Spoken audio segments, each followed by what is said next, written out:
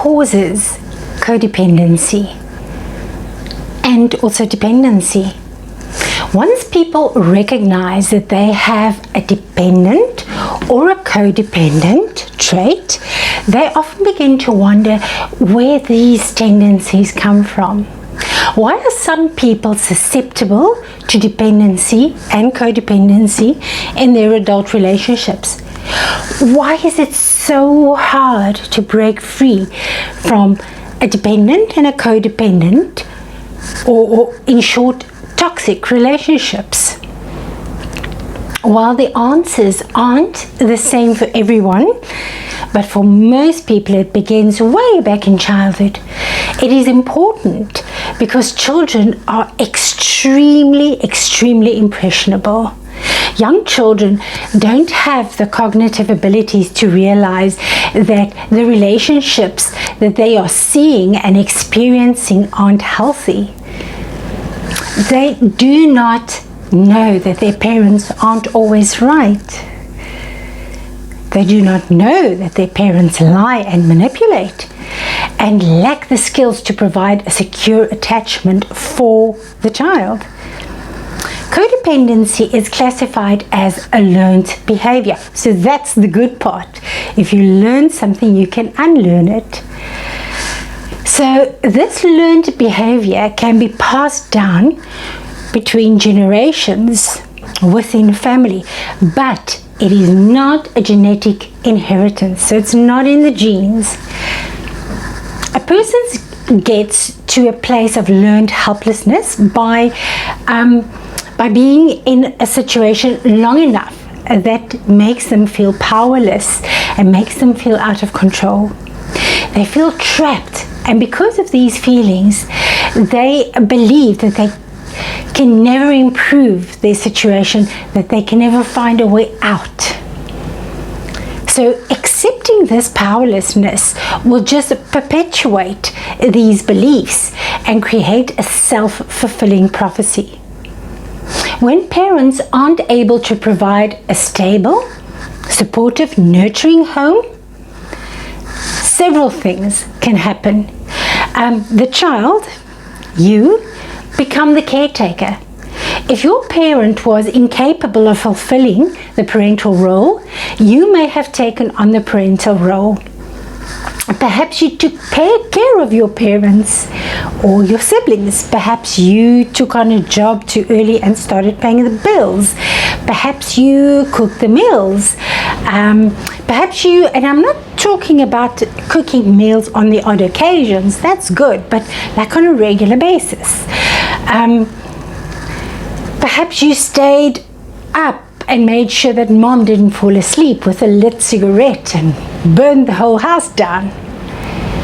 Number 2 is that you learned that people who say they love you may actually hurt you.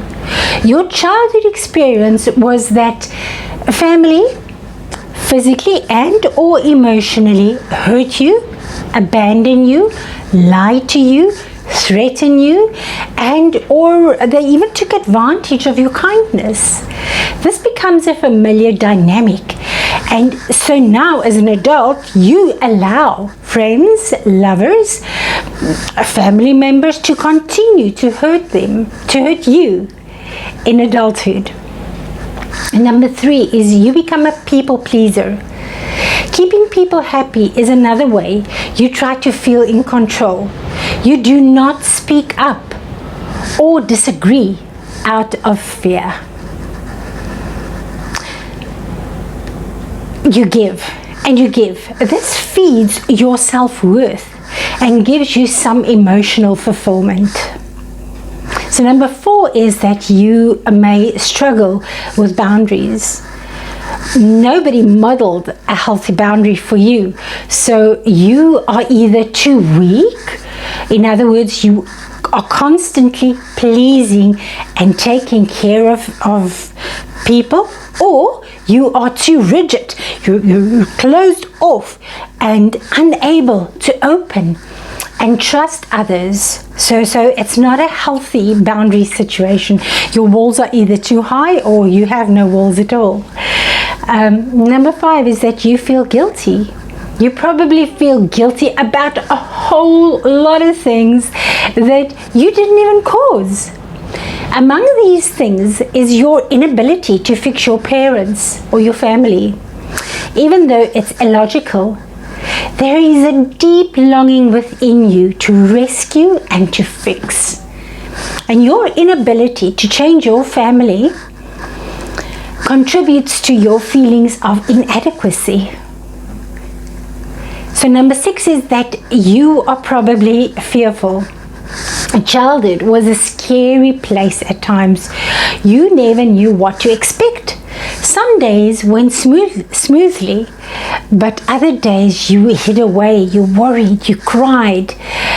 Now you continue to have insomnia or nightmares. You feel on edge and you are constantly afraid to be alone. Number 7 is that you may feel flawed and unworthy. You grew up feeling and or being told that there is something wrong with you. You came to believe this so-called fact because it was reinforced over and over when you didn't know any other reality. Number 8 is that you do not trust people. People have betrayed and hurt you repeatedly. The result is that it's hard to get close and even trust your spouse or your close friends. This is your way of protecting yourself from future hurt. But it is also a barrier to true intimacy and true real connection. And number 9 is you won't let people help you. You're not used to having your needs met, or even for somebody to take care of you. You are more comfortable giving help than receiving it. You'd rather do it yourself than be indebted or having used a favor against you. Number 10 is you feel terribly alone. For a long time, you thought you were the only one with a family like this or who felt like this. You felt very alone. You felt ashamed by the secrets you had to keep in childhood. When you combine this loneliness with the feelings of feeling afraid and flawed, it's easy to see why codependents will stay in a dysfunctional relationship as an adult person rather than to be alone. Being alone often feels like a validation, saying it's true that you are truly flawed, you are truly unwanted. Point 11 is that you become overly responsible. As a child, your survival or your family's survival depended on you taking on responsibilities that surpassed your age. Now, as an adult, you continue to be extremely dependable and responsible. You may overwork. You may have trouble relaxing. You also take on responsibility for other people's feelings and actions. You could also become controlling. That's point 12. When life feels out of control and scary, you overcompensate for your feelings of helplessness by trying to control people and situations. If you're a codependent, this is probably sounding very, very familiar, and perhaps even bringing back some childhood memories for you. So dependency is dependent on another person being dependent on your willingness to be treated in a hurtful manner. For you to be taking responsibility for their bad or reckless behavior. It's dependent on you forgiving all wrongs. In short, you have been groomed all your life to be supply for a narcissist. That is why you slip into the role of narcissistic supply so easily. Can it change? Or will you always be dependent or codependent? The good news is that yes, if you are willing to sit down to do the inner work of healing, repenting from the destructive patterns, you can live a beautiful life free from being anyone's puppet, punching bag, or slave. In the Bible, we read in Psalm 82 verse 6. So here David speaks, King David, he says, I said, you are gods. You are all sons and daughters of the Most High. And then Jesus, in John 10 verse 34, it says, Jesus answered them, and he says, is it not written in your law? So here Jesus is talking about what David said. I have said you are gods. So you are so much more than what you were raised to be. You are so much more than what you believe to be.